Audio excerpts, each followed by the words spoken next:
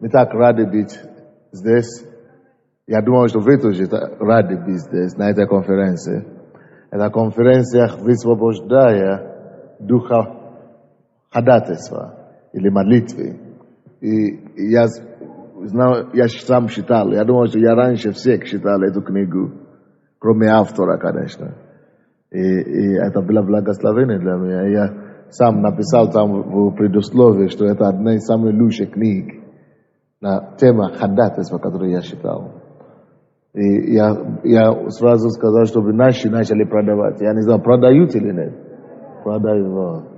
Если мы хотим видеть пробуждение, любому пробуждению должны предшествовать ходатайственной, сильной ходатайственной молитве. И я так благодарен Богу, что пастор Сидней послушался Богу и написал эту книгу. Есть разные люди, которые имеют разные призвания, но служение разное, дары разные, проявление может быть тоже разное, но один и тот же самый Дух. Аминь. Делает и работает, чтобы назидать, для назидания церкви. То есть Дух Святой ставит нужных для себя людей чтобы тело Иисуса была совершена и была подготовлена для той работы, ответственной работы пробуждения, которой Он призывает нас в это последнее время. Аминь. Слава Богу. Вот, послушая темы конференции, я бы хотел проповедовать сегодня в этом направлении, на теме молитвы. Откройте, пожалуйста, вместе со мной Евангелие от Матфея, 6 глава. Евангелие от Матфея. Вы уже слышали сегодня, что время. Я думаю, что это благодаря времени эта конференция была вызвана. Благодаря важности и пониманию времени мы собрались сегодня. Поэтому Бог положил на сердце пастора Сиднея это иметь. И собрать такие конференции, чтобы люди могли видеть важность молитвы в такое время. Важность ходатайства. Если мы хотим двигаться с Богом, мы должны знать Божье время.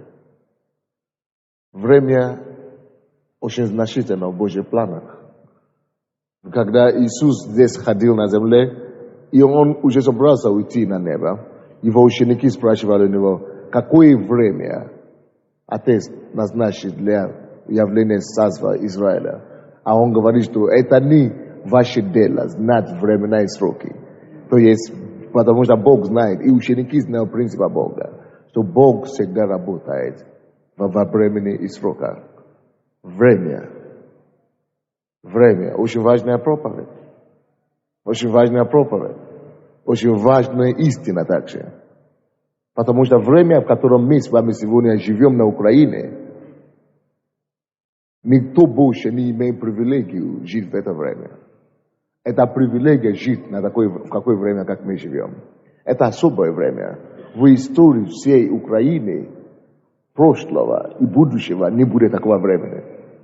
Потому что только одному поколению дано видеть и жить. Видеть коммунизм. Жить и выжить коммунизм. И быть в этом промежутке между коммунизмом и будущее то, что будет. И поэтому люди, которые дано жить в этом промежутке, это именно они определяют то, что будет. Будущее. То есть мы вышли из старого, мы сейчас делаем сегодня. Потому что то, что вы имеете сегодня, это результат того, что вы делали вчера. И то, что мы будем иметь следовательно на будущее, завтра будет результат того, что мы сделаем сегодня. А кто делает сегодня на Украине сегодня, это живущие на сегодня. Люди, которые жили вчера, или 10 лет, или 30 лет назад, уже ничего, а сегодня что они не смогут делать. Но люди, которые сделают сегодня что-то, это люди, которые сегодня живут. И что мы сделаем сегодня, определить, какая будущее будет для нас и наших детей, и потомков завтра. Поэтому пастор говорит о времени. Бог расположил все его расписания, все его события, все его действия во временах и сроках. Написано, когда исполнила полнота времени, родился Бог, сошел и послал Сына Своего, когда исполнила полнота времени. Когда Иисус пришел к этим бесам, эти бесы сказали: Иисус, неужели ты хочешь нарушать твоего принципа? Неужели ты хочешь идти против слова твоего Отца? Неужели ты не будешь действовать, будучи Господин истины по истине? Как это ты решил мучить нас преждевременно? Даже бесы знают, что даже Бог не может идти против принципа времени. Иисус не мучил их. Он говорит, что вы хотите? Он говорит, пошли нас в это пса. Он говорит, хорошо, идите туда. Потому что даже бесы знают, что Божьи действия только они расписаны в времена и сроках. Потому что есть время, которое уже установлено, когда дьявола больше не будет. Когда каждый бес будет свержен в озеро огненное. Все расписано во времени. Мы все это знаем. Всему свое время. Бог действует по времени. Время человеку родится. Определенное время ребенок рождается. И именно в определенное время зубы вырастают у него. Мы не рождаем ребенка зубами. А в определенное время ребенок начинает ползать. В определенное время этот же ребенок начинает установленное время. Начинает ходить.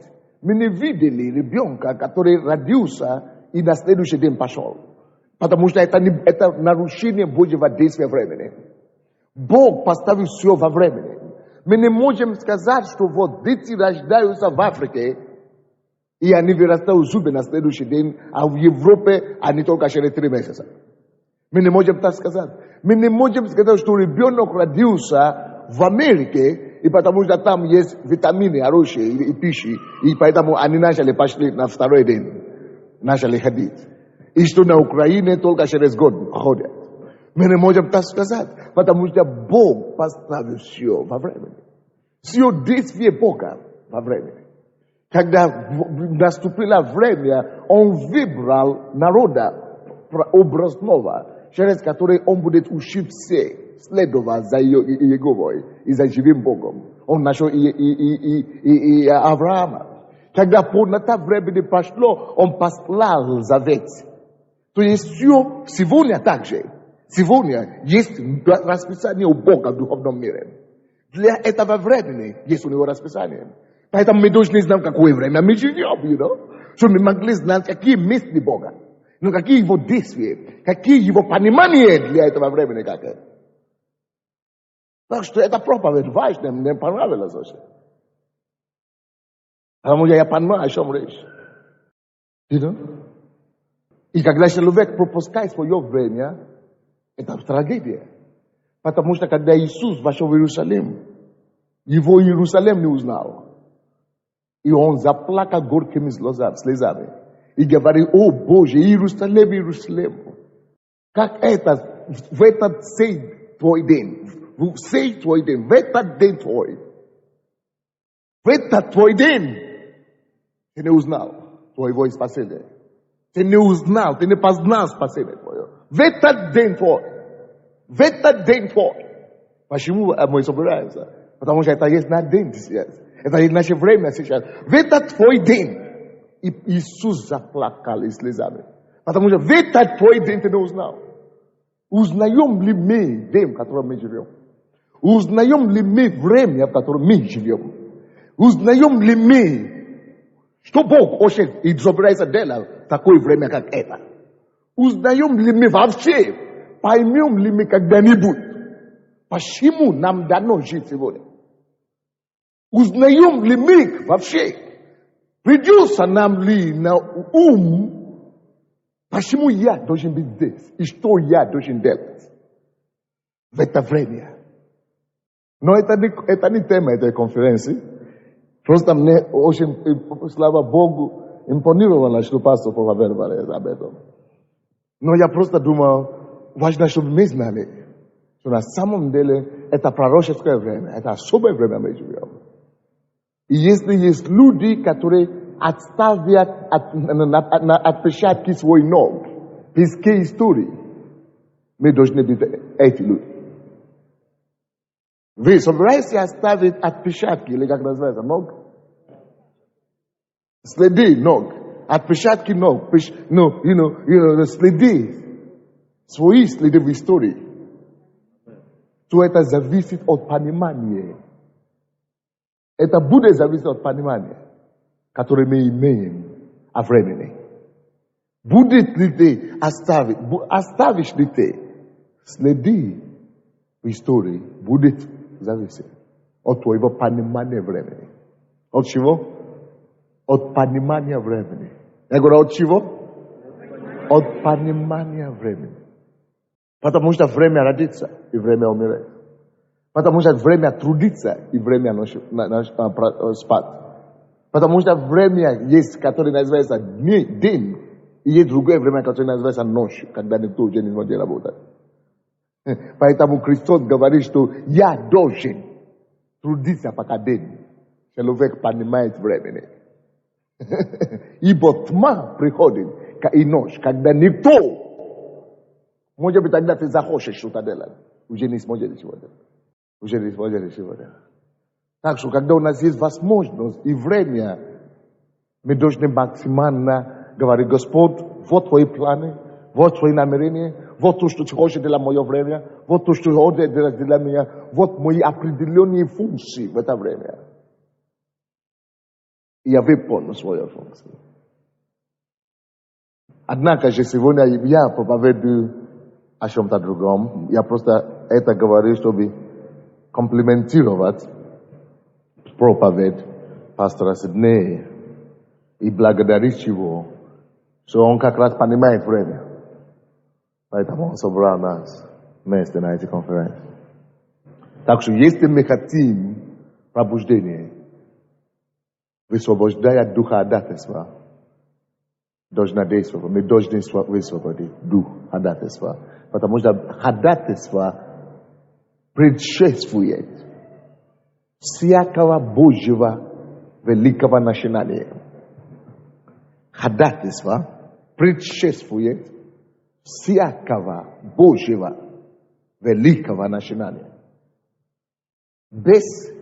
Посмотрите на историю и посмотрите всякие великие вещи, что было совершено Богом или детьми и людьми Бога. И история вам пошекнет красным ниткой, что предшествуя каждому из них была сильная ходатайственная молитва. Предшествуя всякого из этих событий. Предшествуя всякого из этих великих событий была сильная ходатайственная молитва. Я проповедую сейчас, и мне жалко стало внутри. Я чуть не жалею, что мы пропустили это даже в нашей церкви. У нас была молитва сильная, когда у нас были проблемы в прошлом году, в этом году. Но сейчас уже расслабились. Мы вернемся к этому. Я даже проповедую, и зато иду. Потому что предшествует всякого великого пробуждения, это великое, самоотверженное ходатайство.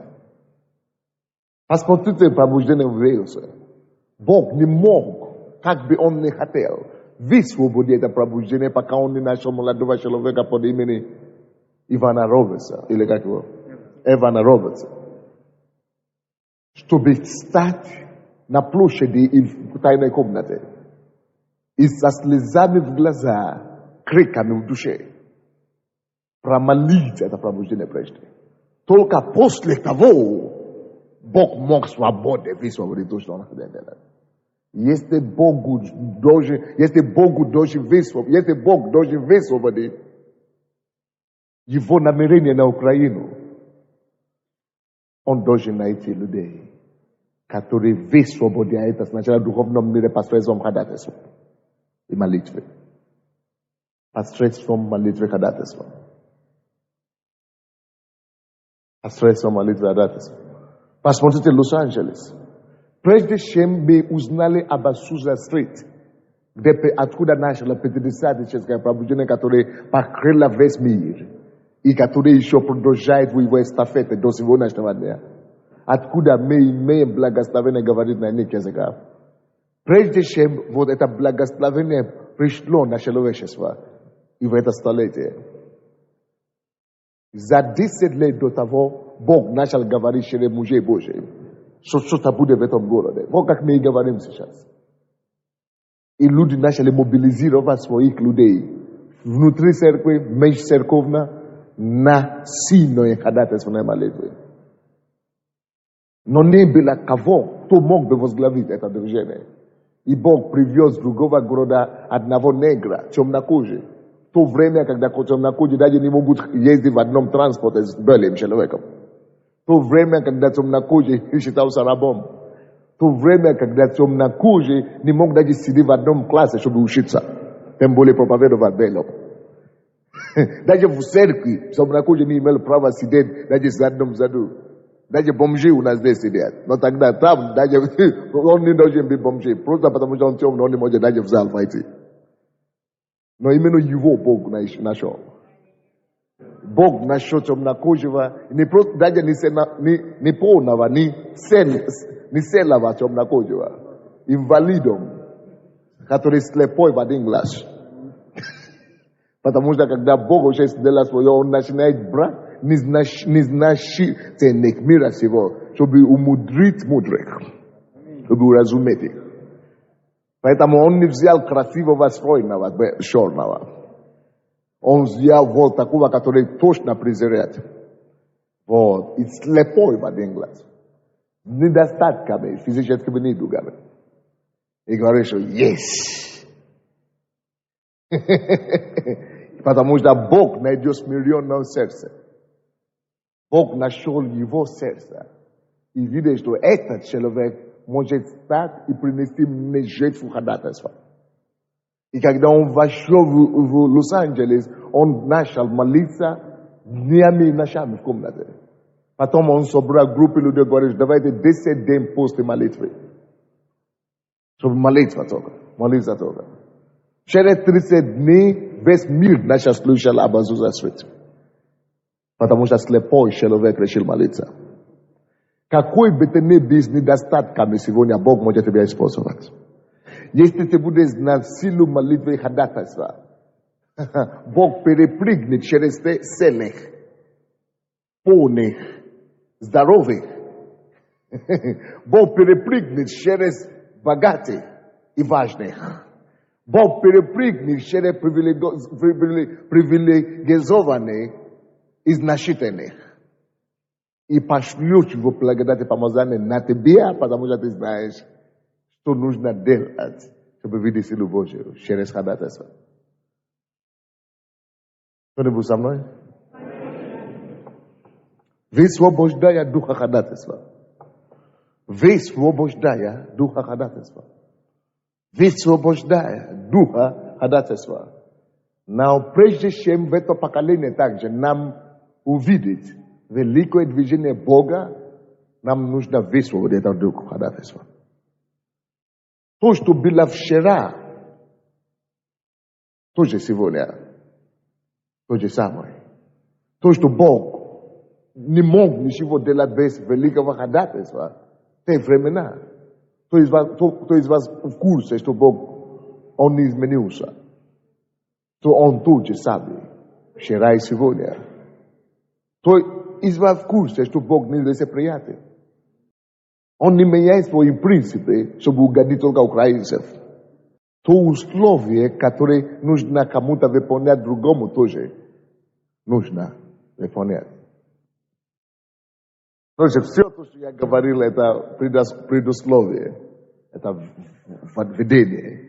И тема моей проповеди сегодня, просто не нужно было это все сказать, чтобы связать все то, что мы говорим. Я проповедую сегодня на теме, как мы получаем ответы на молитву. Как мы получаем ответы на молитву. Потому что когда мы ходатайствуем, это молитва. И когда мы ходатайствуем или мы молимся, важно не просто шуметь. Важно не просто делать шум или делать церемонию. Важно получить ответ. Когда мы стоишь в молитве, мы можем кричать, мы можем молиться, мы можем делать, что хочешь. Но в конечном итоге самое главное, чтобы ответ был. Поэтому, когда мы говорим об ходатайстве, и когда мы говорим о молитве, которая предшествует чудо, мы хотим молиться таким образом, чтобы мы получили, о чем мы просим. Правильно? Мы хотим молиться, чтобы мы могли получить что-то. И наше желание – это получить пробуждение на Украине. И поэтому, когда вы выйдете отсюда, я хочу верить, что вы будете наполнены огнем Божьим, чтобы молиться за пробуждение.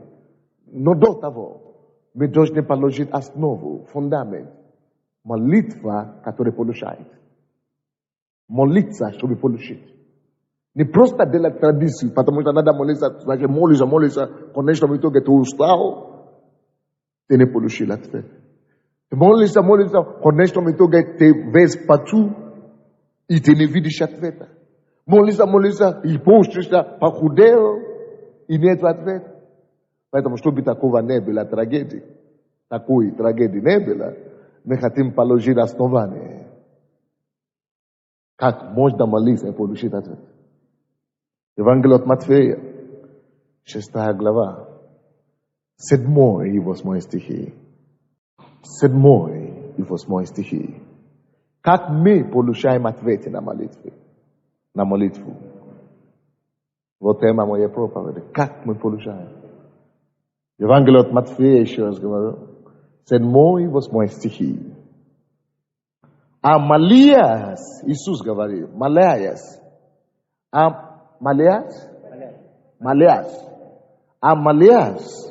не говорите лишнего. Разве это не интересно? Даже в ходатайстве лишнее Богу не нужно. Потому что, когда мы говорим об ходатайстве, я раньше думал, что ходатайство это количество, сколько слов ты скажешь. Когда речь идет об ходатайстве раньше, я думал, это количество, набор, значит. Знаете, если ты меня спросишь, какая разница между простой молитвой и молитвой и ходатайством, я бы сказал, что ходатайство это то, что будет говорить. Я бы так сказал. Но видите, мы хотим не просто набор или количество, мы хотим качество, которое даст нам ответ. Поэтому мы считаем, это место Писания, 6-7.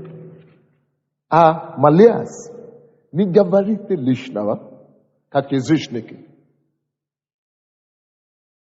Ибо они думают, что много слов в своем будут услышаны. Это как буддисты так думают. И магомедадисты. Исламисты, значит. 9 стих. Молитесь же так. Не, какой я считал. 8 стих. Не уподобляйтесь им, ибо знает Отец ваш, в чем вы имеете нужду, прежде вашего прощения у Него. Я еще раз прочту эти 2 стиха, на всякий случай. А Малияс, не говорите лишнего, как язычники, ибо они думают, что в многословии своем будут услышаны. Они так думают. К сожалению, слишком много христиан тоже так думают в последнее время. 8 стих. Не уподобляйтесь им, ибо знает Отец ваш, в чем вы имеете нужду, прежде вашего прощения у Него. Чтобы получить ответы на молитвы, Бог независим от количеств наших слов. Тайна отвеченной молитвы не количество слов, или личной слов, которые мы говорим, или личного, которые мы говорим. Тайна отвеченной молитвы не зависит от того, насколько мы умеем кричать, или жестикулировать, или делать мимику и как это. No. Я люблю кричать. Я люблю делать всякие действия, когда я молюсь. Но не это само по себе дает мне ответ на мою молитву. Не количество, не просто говори, или как долго я молюсь. Я молюсь долго. Иногда я могу стать молиться 8 часов подряд. Но не количество, или лишь слов, или долготы определяет того, что я получаю. Не то, насколько я жестикулирую, и не то, сколько лишнего говорю. Иисус решил учить своим ученикам эту истину, чтобы мы не были уведены, как я вам сказал, чтобы мы не были увлечены в сторону от основного. Иисус знал, что когда мы молимся, что будут такие все эти вещи, проявления, будут лишние слова, будут жестикуляции, будут крики, но чтобы они все не увели нас от основного, то, что дает на самом деле ответ на молитву. Так что каждый раз, если мы хотим иметь пробуждение на Украину, каждый раз, когда вы захотите молиться о пробуждении на Украину, и вообще в вашей жизни, или когда вас зовут молиться, не делайте это как раньше, как обычно. Не просто делайте это по-привычному, как призыв, как церемония. Потому что слишком много церемоний идут по церквям вместо молитвы. Слишком много чего? Церемоний вместо молитвы. Знаете, что такое церемония? Давайте помолимся. Аллилуйя, баха шалабах. О, слава тебе, Господь. И даже не думает о том, чтобы получить то, что он просит. Не до этого, даже не задумывается. Просто молиться, лишь бы молиться. Это церемония. Я проповедую сегодня на теме вдруг в изобилии. Как мы получаем ответы на молитву. То есть, я не просто проповедую о молитве, но я проповедую о секрете отвеченной молитвы. Отвеченной молитвы. Молитва, которая отвечается. Молитва, на которой Бог дает ответ. Которой Он прислушивается. Кто-нибудь здесь? Иисус сам это учит нас. И посмотрите, это 8 стих внимательно. То есть, 7 мы уже выяснили. Не говорите лишнего, как язычники. Ибо они думают, что многословие своем будут услышаны. Чтобы мы так не думали, на всякий случай. Думают, что в многоречии своем они будут услышаны. Думают, что многоречие своем они будут услышаны. Думают, многословие своем будут услышаны. Многословие будут услышаны. Это значит, это неправильно. Иисус вычеркивает такой способ, что это не есть способ эффективной молитвы. Это не то, что дает эффективность молитвы.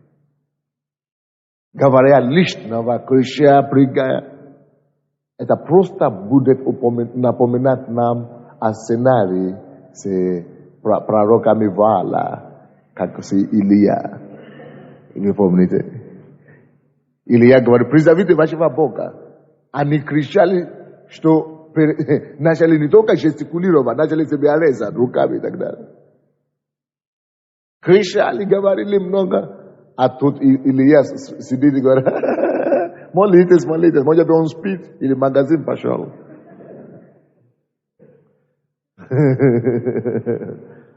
То есть Иисус не хочет, чтобы мы попадали в такие подобные ситуации.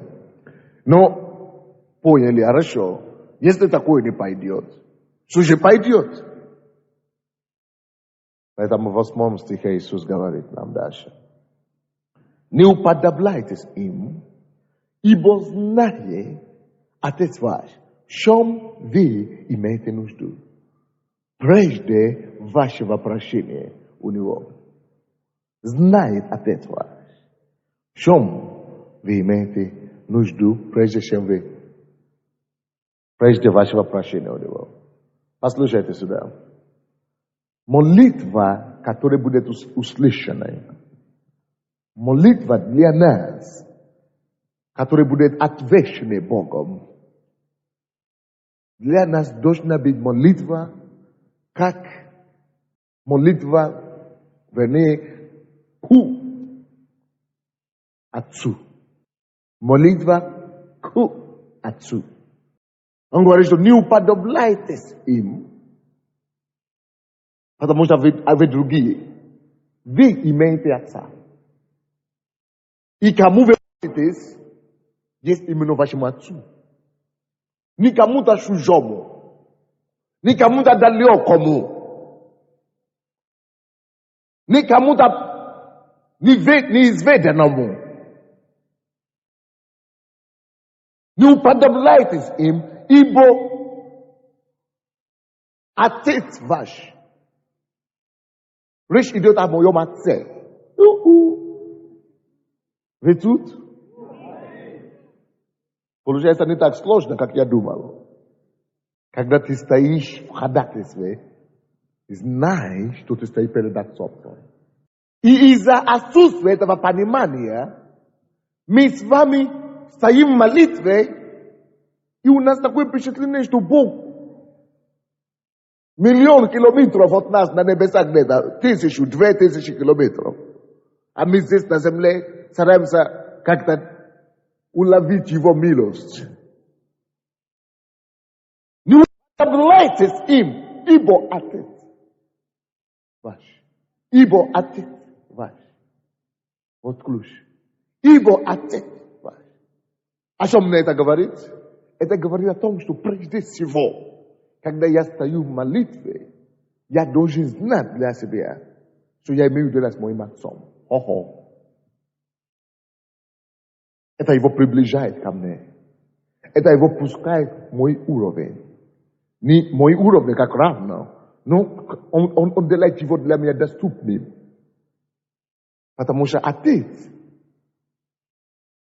мой Отец, намного более доступный мне, чем Отец другого, чужого, чем чужой Отец, чем соседи.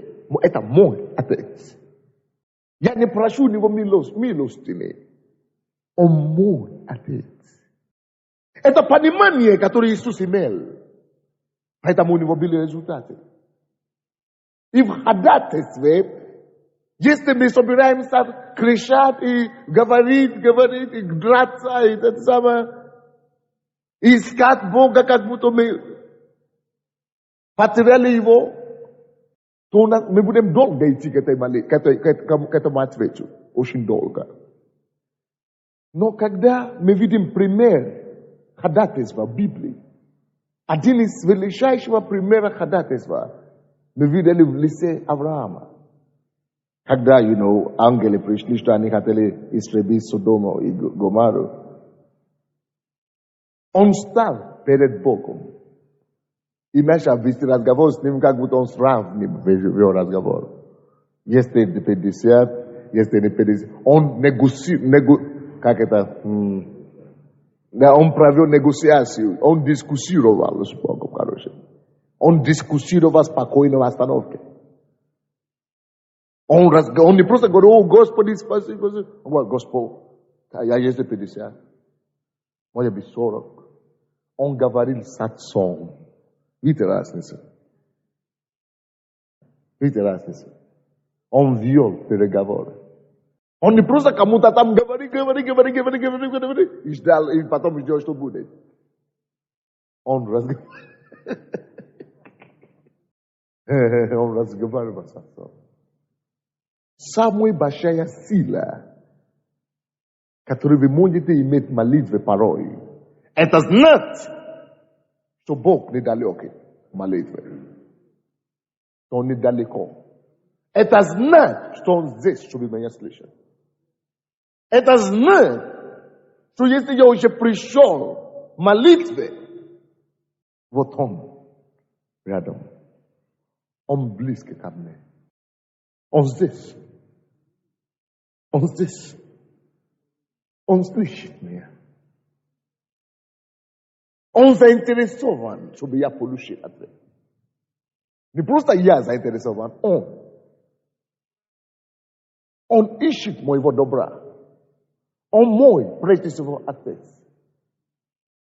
Почему говорю, не уподобляйтесь им, ибо отец ваш. Чьи отец? Чьи?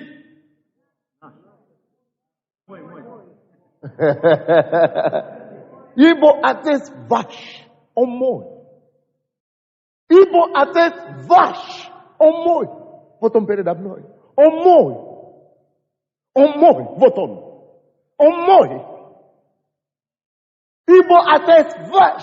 Это приносит изменения во всю твою молитвенную жизнь. Случай. Ибо отец, не уподобляйтесь им. Не уподобляйтесь им, которые не понимают, что отец их. Это их отец прямо здесь.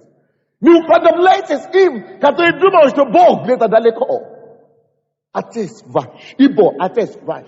Не уподобляйтесь им, которые думают, что Бог пропал. Ибо отец ваш. Не уподобляйтесь его, которые стараются угодить или впечатлять Бога. Ибо отец ваш. Не уподобляйте их, которые через лишние слова и лишние мимики хотят что-то доказать Бога или Богу. Ибо отец ваш. Все равно, твой. Закройте ваши глаза. На минутку все. Будьте любезны. Сделайте мне какое-то одолжение. Закрытыми глазами представьтесь перед собой. Вы сидите прямо перед вами. Он стоит. Вот мой отец передо мной. Осязайте его присутствие. Вашими духовными глазами представьте. Вот он. Вы можете дотрагиваться даже до него. Вы можете прямо чувствовать. Вот он передо мной. Вот он тут. Вот ему я и молюсь. Он настолько близок. Ближе, чем соседа. Ближе, чем тот, который впереди сидит. Вот он мой отец. Вот он со мной. Вот он тут. Можете даже в молитве его обнять. Можете даже в молитве положить ему голову плечь. Или на грудь. Вот он так близок. Он мой отец, в конце концов. Не далекий какой-то. Не пропащий какой-то. Мой. Вот он. Я его вижу. Духовными глазами я знаю, что вот он близок. Могу дотрагиваться до него. Могу прикоснуться к его ногу. Я возле его ног. Он недалекий. Он не чужой. Он родной отец. Он не отчим. Он отче. Кто-нибудь со мной? Вы это сделали, что я сказал? Вы почувствовали что-то? Что он действительно недалекий. Недалеко. Поэтому, когда ученики Иисуса пришли к нему, они не понимали, почему ученики Иоанна Крестителя так молятся, а ты не учишь нам молиться. Он говорит, учи нас, учитель, научи нас молиться.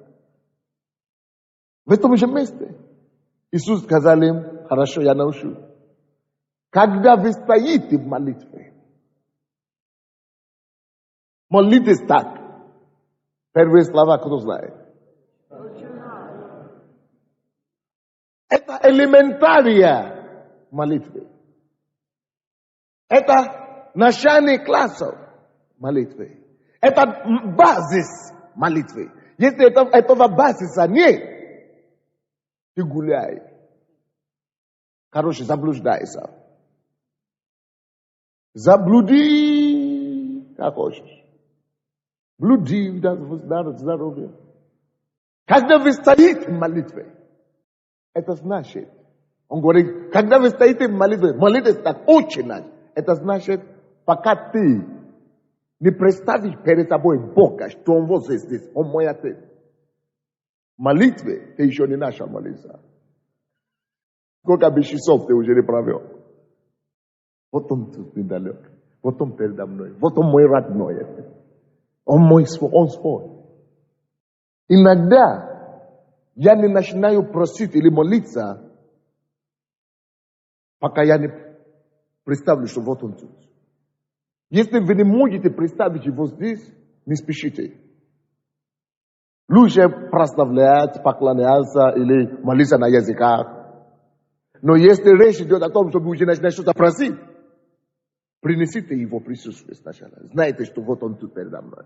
И если я открою свой рот, иначе не дано чем слышать. Потому что Он тут. Если я открою только свой рот, все, Он услышит. Поэтому в Исаия 60, это самое, как там, 65, 24 стих, именно об этом и речь. 65 глава Исаия. 65 и 24 стих. 65 глава Исаия, 24 стих. Это то, что имеется в виду. И будет. Но когда вы сможете представить себе, что вот Он мой, правильное отношение, правильное представление. И будет. Прежде не жили, они позовут. Прежде не жили, дальше они позовут. Потому что ты знаешь, что вот Он тут. Вот Он тут. Ну вот Он тут. Поэтому даже прежде чем ты позовешь, ты уже знаешь, что ответ уже на дороге. Все. Вот Он тут. Ну вот Он тут. Поэтому даже прежде чем ты позовешь, ты уже знаешь, что ответ уже на дороге. Все. Это дело уже решенное. Поэтому не спеши, ничего просить.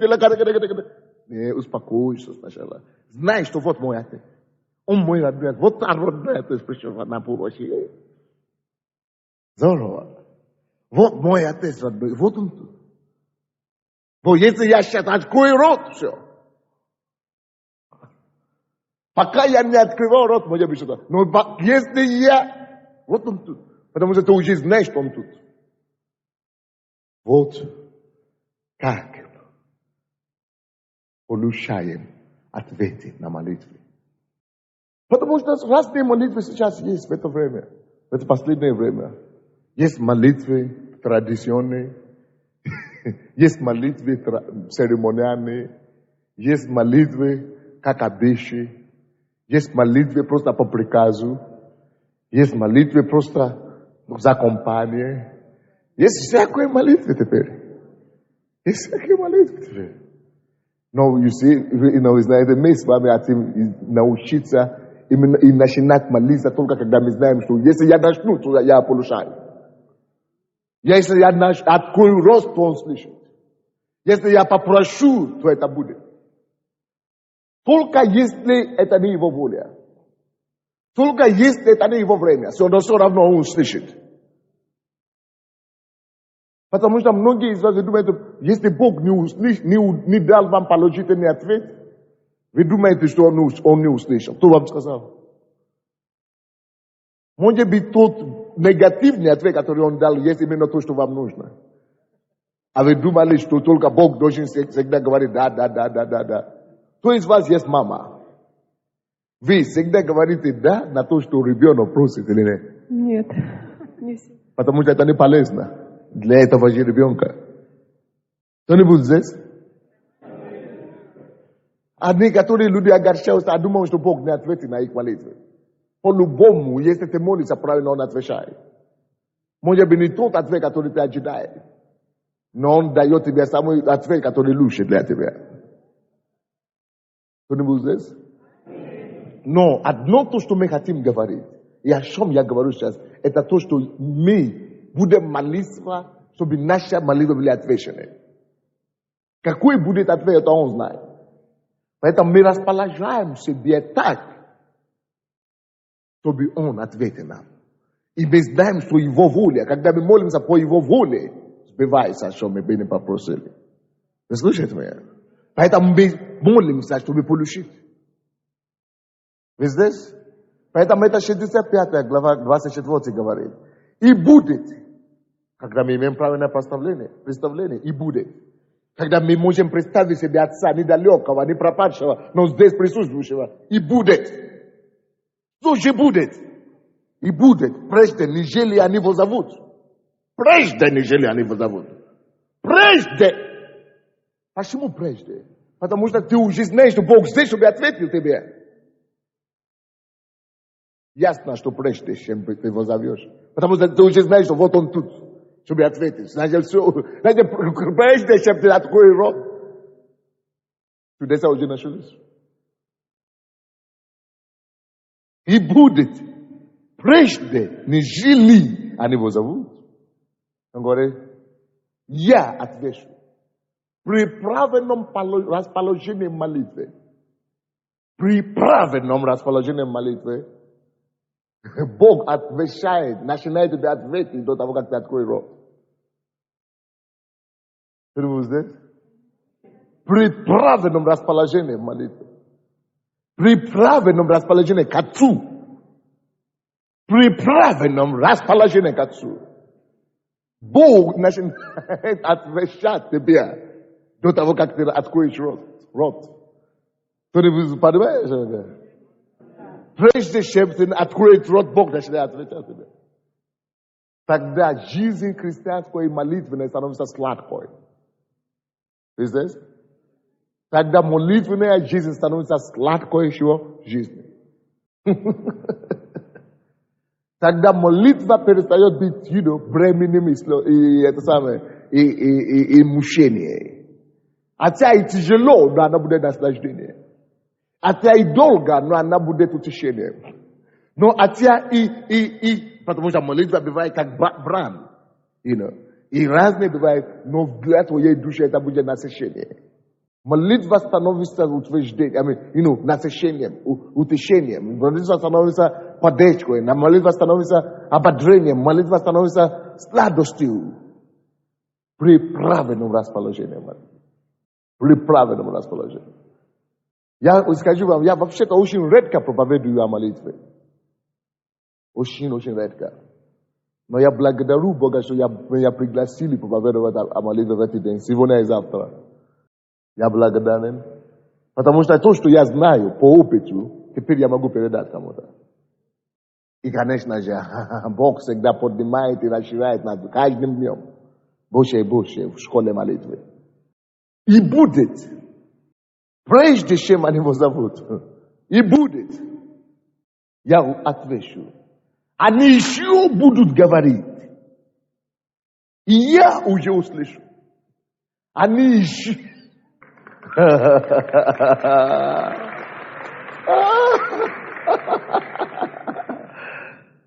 Прежде чем они начнут просить, я отвечу.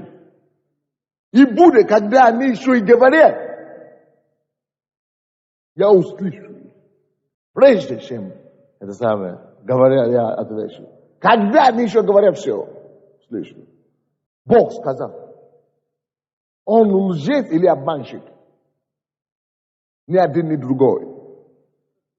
Он не лжец, и он не обманщик. Если он так сказал, что если ты его имеешь пред собой, ты знаешь, что он здесь? Что даже прежде чем ты начинаешь возвать, он уже слышит. Значит, у тебя даже нету вопроса, не должен быть вопрос о том, что будет с этой молитвой, отвечу или нет. Как это сомнение? Причем тут вообще вопрос? Когда я уже знал, что я даже еще не открыл рот, он уже слышит. Он уже отвечает. Тем более, когда я начну говорить, поэтому я и заканчивал молитву благодарения. Я знал, что он уже все. А многие из вас, вы ждите ответ на свои молитвы только на следующий день после молитвы. Поэтому вы никогда не получаете. Многие из вас, вы ждите ответ на свои молитвы после молитвы. Вот, я уже помолился, значит будет. Вот Бог ответит. Поэтому вы не услышите. Мы получаем ответ на молитвы не после молитвы.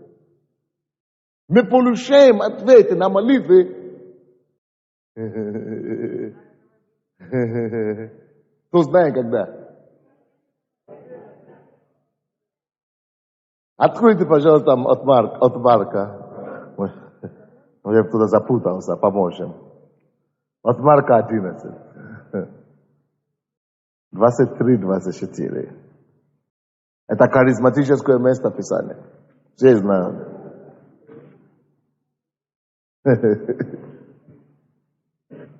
Ахамаси камара махаша мара мара каранда. Шикалама хоси катама. Потому что в моем духе есть радость. Почему-то в моем духе я чувствую, Дух Божий радуется, что я могу это вам дать. Я чувствую, что это кому-то надо, короче. От Марка 11.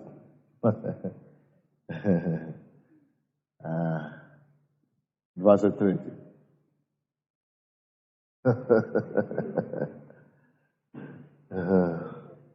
Имейте веру Божью. Что такое вера Божья? Как его иметь?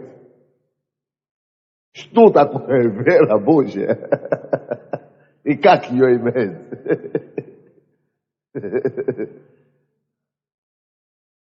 Очень просто, я вам скажу. Имейте веру Божью, ибо истинно говорю вам, вот как Бог верит. Если кто скажет горе сей, или этой, поднимись и вегнись в море. Махасишанандая.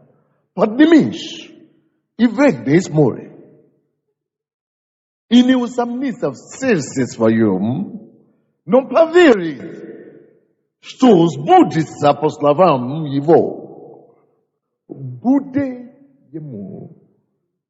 Будет ему. Будет ему.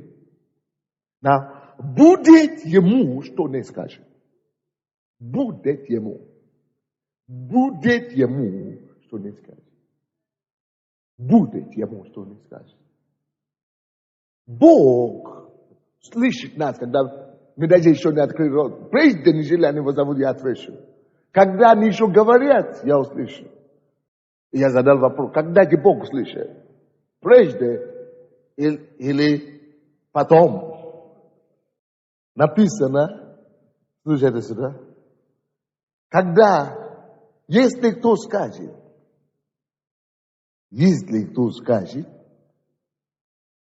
горы сей, поднимись и вегнись в море, и не усомнись в сердце твоем, но поверь, что сбудется по своему слову, будет ему что не скажет. То, что определяет, когда и вообще получаете ответ или нет, это то, что вы знаете. Это то, что вы знаете. Если вы знаете, что вот Отец, Он передо мной, вот Он передо мной, Он слышит. Если Он вот прямо тут, то Он слышит меня. Если Он слышит, то Он отвечает. Вот Он тут. Тогда чего у меня проблема? Я знаю, написано, если кто просто скажет и не усомнится тут же, но поверит тут, прямо здесь, не потом верит, не просто вообще верит, или до только верит. Вот когда я сейчас стою, молюсь, я знаю, что я получил. Все. Будет ему, что не скажет. Говорил. И 24 стих говорит, 24 стих. Потому говорю вам, все, чего не будете просить молитвы, верьте, что получите, и будет вам.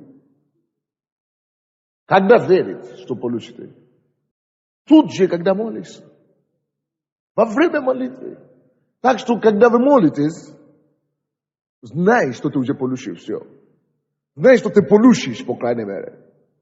Я сейчас молюсь. Если я спрошу, значит будет. Потому что он тут. Если я спрошу, вот мой будет ответ. Вот мой ответ. Потому что он здесь, он недалекий. Он не пропал. Я его не ищу. Он не уснул. Он не в отпуске. Вот он тут. Поэтому и написано, что все, чего вы меня попросили в молитве, верьте, что вы получите. И будет вам. И будет вам. Ваша вера заказывает. И будет вам. Если ты пошел в магазин, заказал, заплатил, и говорят, что тебя привезут, если у тебя есть чек, ты уже заплатил там, будет тебе. Вот, когда ты стоишь в молитве, я уже получил все. Этим самым ты заказал и получил рецепт, квитанцию. Значит, будет тебе по-любому. Все. Я уже уверовал, что будет, значит будет. Я уже спросил у него, вот он тут. Я уже получил, значит будет. Я знаю, что он уже услышал, значит все. Будет ему, что не скажет. Будет ему, что не скажет. А все, чего вы просите в молитве. Дух Святой мне сейчас показывает. Мстить, или как называется, какое-то положение в груди, левой груди у кого-то. А? Мастить. Положите, пожалуйста, руку. Господь прикасается к вам прямо сейчас. Левый грудь. Именем Иисуса. Я запрещаю эту болезнь. Повелевал идти прочь. Именем Иисуса прямо сейчас. Будьте исцелены. Это очень просто. Некоторые люди уже прямо сейчас получают ответ, потому что откровение доходит. Чего бы вы не попросили в молитве, знайте, верьте, что получили. Не что получите. И будет. Когда верит в молитве, тут же, когда пойдете молиться, верь, что все, он уже услышит. Потому что он недалекий. Потому что он мой отец. Он говорит, не уподобляйтесь им, ибо отец ваш. Ибо отец ваш. Ибо отец ваш. Потому что я знаю, что он мой отец. Вот он передо мной. Мне не тяжело. Чего мне еще верить? Стараться верить или куда-то, тяжело. Вот он тут мой отец. Причем тут мучиться, чтобы верить, как это верить. Я просто знаю. Иногда мы усложнили веру. А как это верить? Но когда ты знаешь, что вот отец перед тобой, он говорит, проси, ты просишь. Я просто знал, что он мне дал. Я получил все. Но спасибо, папа, и пошел. Кто-нибудь здесь? Как мы получаем ответы на молитву? Очень просто, вот так. Как мы получаем ответы на молитву? Так что, если мы хотим видеть пробуждение на Украине, через ходатайство, вы приходите в молитву, зная, что если вы попросите, Отец вас не откажет. Потому что он говорит, что когда вы стоите в молитве, молитесь так, Отче, наш Небесный, мой папа. Это личностное отношение я имею с ним. Это личностное отношение. Он недалек от меня. Я имею то, что я прошу его. Все, я знаю, что он получил. Я получил. Он мне дал. Я счастлив. Он мне недалекий Бог. Поэтому, когда я проставляю в церкви у себя здесь, люди играют музыку, некоторые люди танцуют, некоторые люди хлопают, некоторые люди поют. А я просто все это делаю, все то же самое делаю перед Отцом только. Я просто держу перед собой его и делаю все это перед ним. Поэтому он принимает благокурение или благоухание мое тут же, потому что я не просто пою, Не просто пою, хлопаю или танцую. Я перед ним. Я знал, что вот он тут передо мной. Я себе представляю себе, что он сидит на троне. И я перед ним как ребенок. Я выступаю для него. Угождаю его до святости. До святости. Поэтому мне все равно, кто смотрит в это время. Я даже забывал, как я сам выгляжу в это время. Потому что я ищу удовлетворить его. А потом вы начинаете видеть его избавление и чудеса неограниченными размерами. Вы здесь? Просто знаешь, вот он передо мной. Все. Ибо отец ваш, вот он мой отец. Я перед ним. Он передо мной. Знаешь вопрос. Так что ответ на молитву мы получаем не через многословие. Ответ на молитву мы получаем не через крики. Ответ на молитву мы получаем не через долготы молитвы. Ответ мы получаем не через, много гиммики и так далее. Все это буду присутствовать в горячей молитве. А не буду присутствовать, мы не получаем благодаря их. Мы получаем благодаря тому, что мы знаем, что Отец наш, хочет мне дать прощение моего сердца. Кто-нибудь здесь? Ибо Отец ваш. Ибо Отец ваш. Ибо Отец ваш. Иногда мы забываем об личностном отношении в молитве. И носим название молитва. Мы совершаем молитвы без личного отношения, кому молимся. Не Бог подчеркивает личное отношение молитвы прежде всего. Ибо Отец ваш. Знаешь, что у тебя отношение с Ним, Он не чужой кому-то. Не просто молитва, ты совершаешь молитву на воздух. Или просто, где-то совершаешь молитву. Нет, у меня есть отношение с Ним.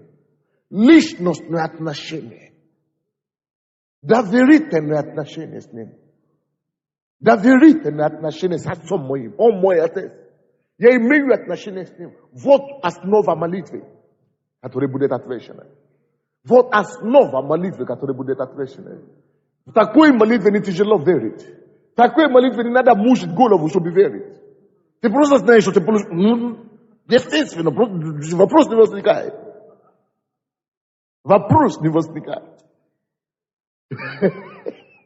Я говорю, вопрос не возникает. Я говорю, вопрос не возникает.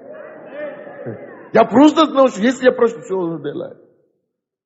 Потому что даже прежде чем я воззову, он услышит. Он ответил. Когда я еще говорю, он слышит. Потому что я перед ним. Вот он тут. Ибо Отец ваш небесный, вот мой Отец. Вот секрет отвеченной молитвы. Вот как мы получаем ответы в молитве. Мы начнем молиться, пока ты не уверен, что вот Отец есть. Он есть добрый и любящий Отец, который заинтересован в том, чтобы я получил. Евангелие от Луки. Евангелие от Луки, 11 глава. А с 11 стиха по 13. Какой из вас Отец? Личностное отношение в молитве. Какой из вас Отец? Личностное отношение в молитве. Какой из вас Отец? Какой из вас Отец? Когда сын попросит у него хлеба. Слушайте сюда. Молитва для Бога, Иисуса. Это Иисус рассказывает опять здесь. Он сравнивает молитву. Отношение между кем еще раз? Отцом и сыном. Какой из вас Отец? Если сын попросит у него молитву. Какой из вас Отец? Иначе не бывает для Иисуса. Нету молитвы для Него без отношения личностного, доверительного. Это есть секрет от любой отвеченной молитвы. Это есть секрет любой отвечной молитвы. Это есть секрет любой отвечной молитвы. Доверительное, личностное, отцовское отношение. Я знал, что мой отец. Вот он тут передо мной. Поэтому прежде чем я позову, он слышит. Он отвечает. Когда я еще говорю, он все еще слышит.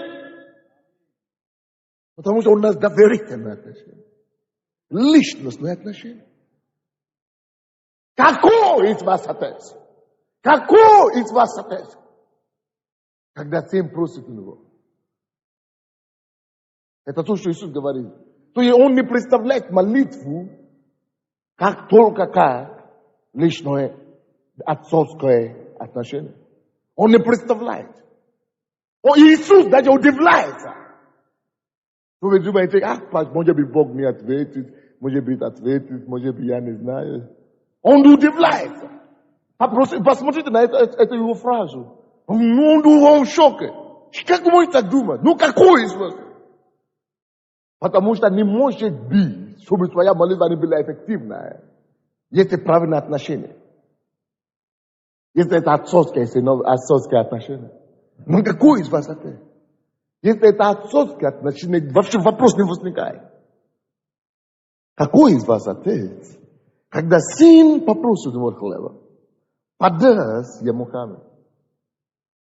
Какой из вас отец?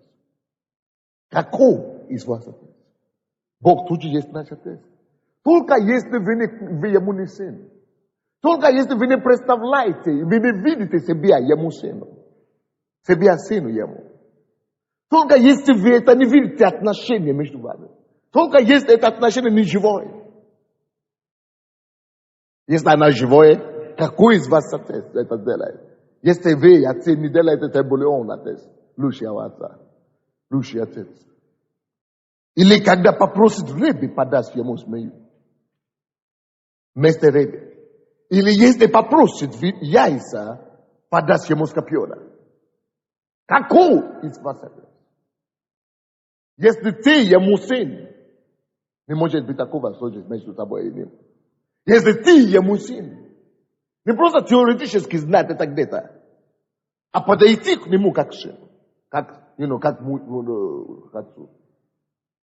Подойти, видеть сына к нему. Не может быть такого. Или если попросите яйца, подашь ему скорпиона. Итак, если вы, будучи злы, и умеете даяние благие давать детям вашим, злые отцы, земные отцы, грешные отцы, умеете зато давать благие даяния. Отцы и злые отцы. Но своим детям вы узнаете. Тем более, когда вы имеете отношение отцовское с ним. И вы доверяете ему как отцу. В чем вопрос тогда? Ну, в чем вопрос? В чем вопрос тогда? Нет вопроса. Вы получаете просимое у него. Я говорю, вы получаете просимое. Вы получаете просимое. Вы получаете просимое у него. Я говорю, вы получаете просимое. Секрет отвеченной молитвы. Иисус, это был его секрет. Это был его секрет. Это была его сила. Он так себя вел. Он поступал именно так. Поэтому ему не было нет молитвы. Ему не было закрытой дверью молитвы. Поэтому молитва для него была операцией возможностей. Евангелие от Иоанна, 11 глава, последнее место Писания. А то затянул. 42 стих. 41, 42 стихи. 41, 42. Итак, отняли камень от пещеры, где лежал умерший. Иисус жил, возвел очи к небу и сказал: Отче, Папа, благодарю Тебя, что Ты услышал меня. Папа!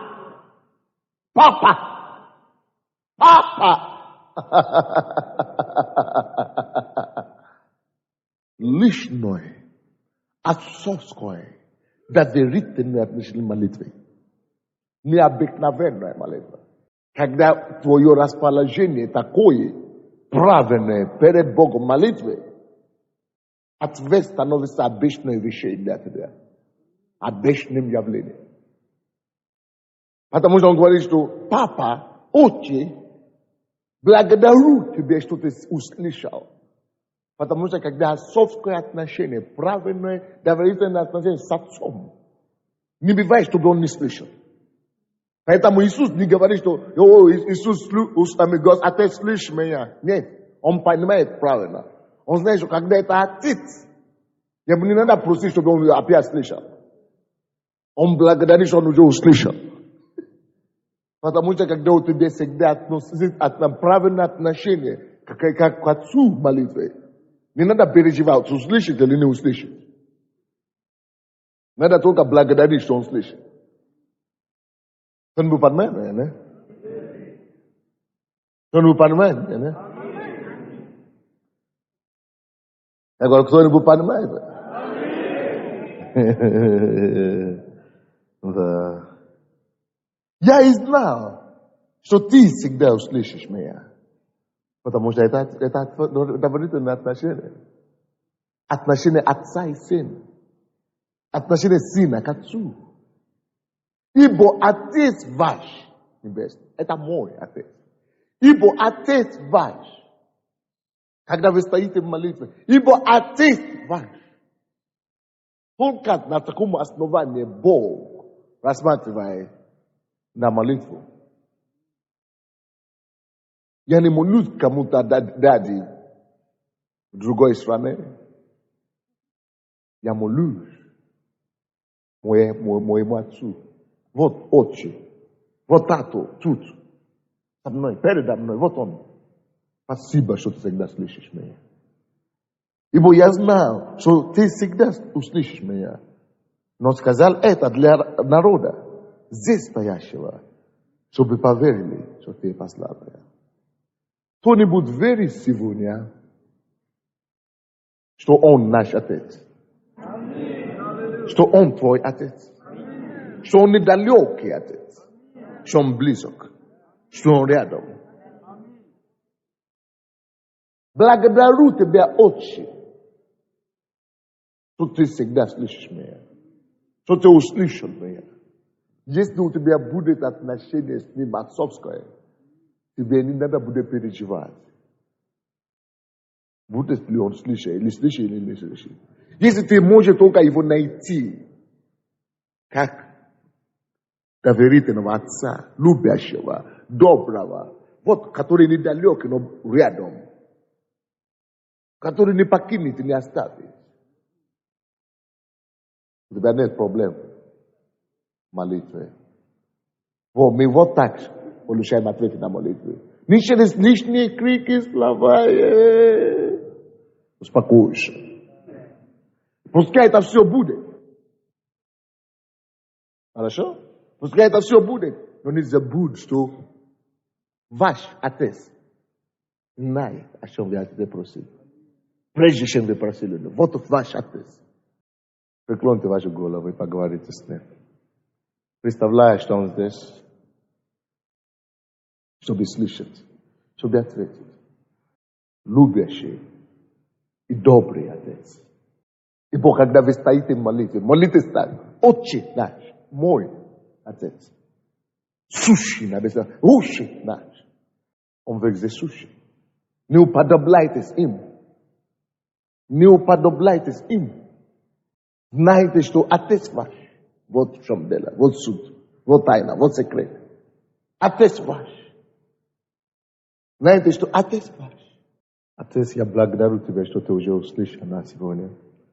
Спасибо, что ты дай нам это откровение. Дай нашим молитвам быть более и более эффективны сегодняшнего дня. Когда мы будем ходить в осознании, что ты готовый Отец, рядом стоящего, всегда слышащего, полный милосердия и доброты, полной любви давать нам все, что мы хотим от тебя. Спасибо, что ты есть. Спасибо, что ты мой. Спасибо, что на этом основании я всегда могу просить и не сомневаться, что ты уже слышал и даешь то, что я прошу. Будь прославлен за то, что мы здесь сегодня, за то, что ты собрал нас сегодня. Благослови дальнейшее все то, что ты хочешь нам сказать сегодня и завтра. Да прославится твое имя, Отец. И чтобы, Господь, мы могли стать в молитве, в дерзновении, ходатайствовать с доверием Тебе, чтобы мы просим то, что мы просим, что Ты всегда даешь нам. Что пробуждение, которое мы просим на Украине, мы имеем, потому что Ты заинтересован. Будь прославлен, Господь, во имя Иисуса Христа. Аминь. Дайте ему оплески.